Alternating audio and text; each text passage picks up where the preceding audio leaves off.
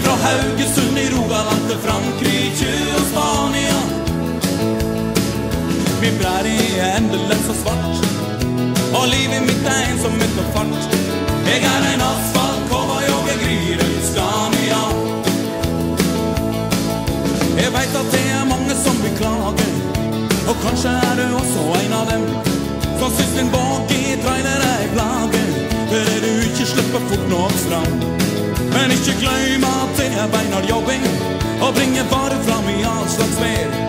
Jeg tenker på å utsettes for mobbing, for ikke mitt er hardt nok som det er. Jeg er en asfaltkåva, jeg grir en Scania. Ifra Haugesund i Rogaland til Frankrike og Spania. Min prærie er endeløs og svart, og livet mitt er ensomhet og fart.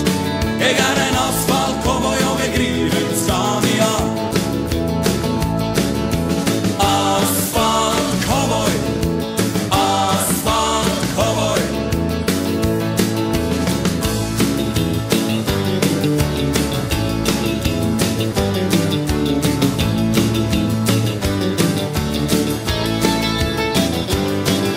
Jeg trasser Haugeli, storm og stove, med kjettingene rygger gang på gang.